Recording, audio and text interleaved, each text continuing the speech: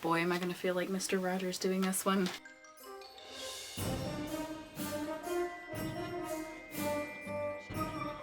Well, I wasn't planning to do this, but considering it's 11 p.m. and I'm pressed for time, we're gonna have story time.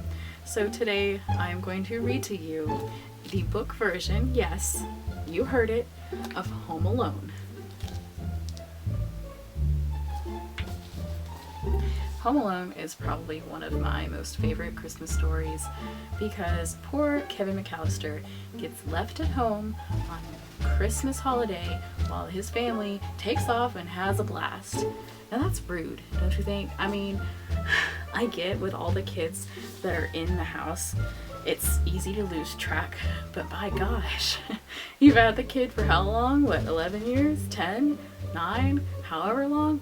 I wouldn't forget the kid, even if he was in the attic of the house. But enough said, without further ado, I present to you Home Alone Book Edition. Do you guys remember Reading Rainbow? Yeah. Alright.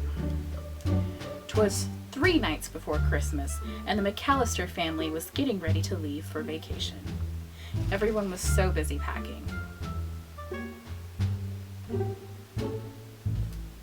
Everyone except Kevin, who was busy getting into trouble. "Go straight to bed," his mother demanded. "That's enough trouble for one day." Observe the precious pizza getting absolutely destroyed. Shame on you, Kevin. Lying in bed, Kevin could hear voices and laughter coming from downstairs. Everyone was having fun without him. "I hope I never see my family again," Kevin whispered. Oh, I'm supposed to say in a whisper. "I hope I never see my family again," Kevin whispered. "I wish I was home alone." Sounds to me like he's really, really grumpy. All right. The next morning, the house was very, very quiet. No one was shouting. No one was running around. No one was telling Kevin to hurry up and eat his breakfast. No one was home. Finally, Kevin realized what happened. "I made my family disappear!" For the first time ever, Kevin had the house all to himself. He raced up and down the halls. He jumped on all the beds. He ate a giant ice cream sundae for breakfast. I'd say he is a happy kid.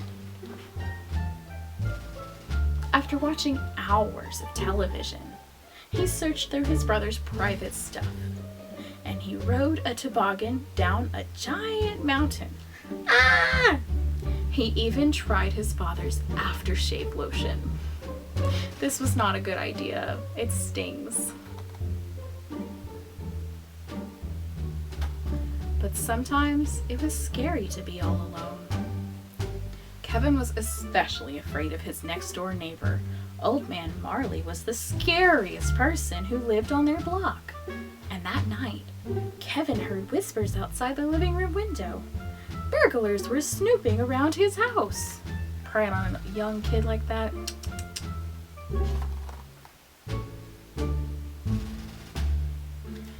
"You see," said Marv, "most of the houses on this street are empty. Everyone is away for the holidays."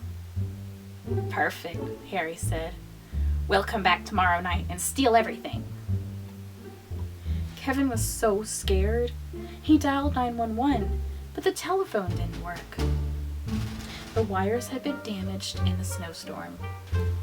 After hiding under his parents' bed for a very long time, Kevin decided he was being silly. Only a wimp would be hiding, and I can't be a wimp. I'm a grown-up of this house, and I need to act like one. You dang fool, Kevin, you dang fool. Take a look at those pictures.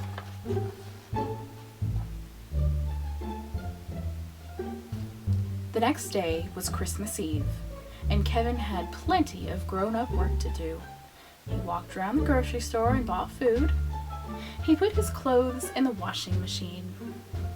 He decorated a Christmas tree. He hung Christmas stockings for his parents and brothers and sisters. "I miss you guys," he whispered. "I wish you would come back."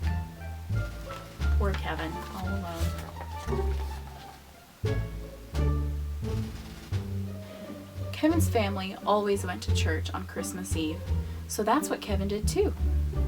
After the service ended, he saw his scary next-door neighbor, Old Man Marley, sitting nearby.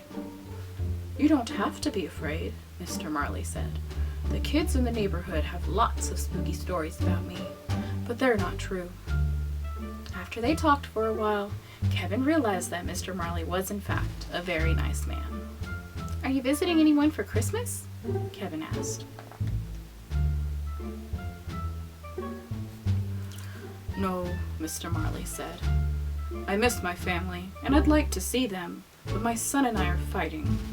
I said some angry words that I didn't mean. Kevin knew exactly how Mr. Marley felt. Kevin remembered wishing his family would disappear, but he didn't really mean it. "You should try talking to your son," Kevin said. "Maybe I will," said Mr. Marley. When Kevin left the church, it was already dark. The burglars would be coming soon. He ran all the way home. Kevin made a plan that was full of booby traps. He scattered toy cars and smeared tar on the basement steps.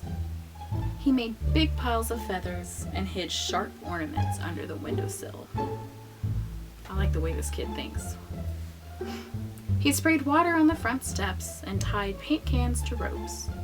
He stretched a tripwire through the hallway and built an escape route to his treehouse.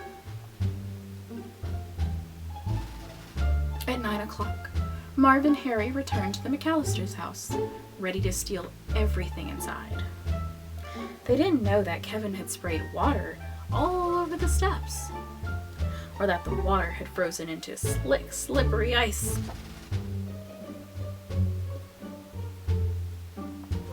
The burglars stumbled into all of Kevin's traps. Yuck! Yow! Wah! Ew!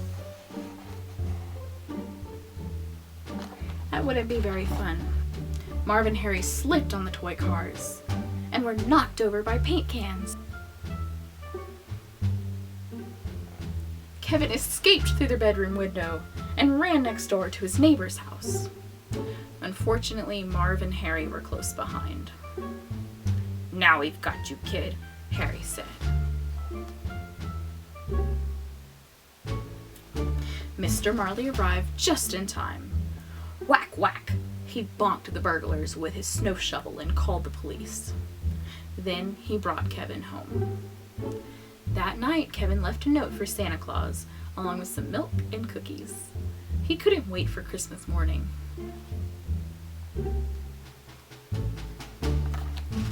When he woke up the next day, Kevin rushed into the living room. "Mom? Dad? Is anyone here?" No one answered him. On his Santa note it says, "Dear Santa, I don't need any presents. Just bring back my family. Love, Kevin McAllister." Soon he heard a familiar voice. "Kevin? Is that you?" His mother was home. "I missed you so much," he said, giving her a giant hug. "I missed you too," she said. "Where are the others?" Kevin asked.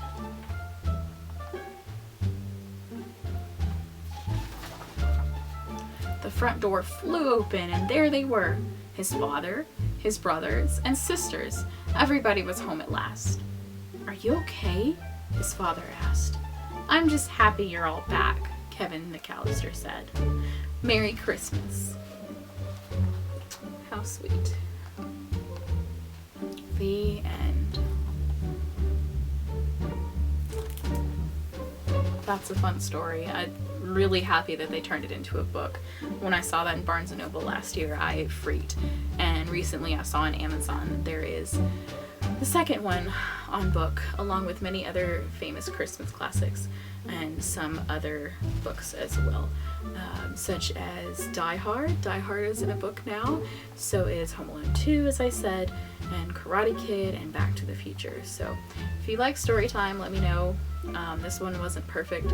I thought I'd try my hand in it. Plus, being a bit of a school teacher, or having a school teacher under my belt as part of my background, it was kind of fun to just choose a book I want to read and share that with you.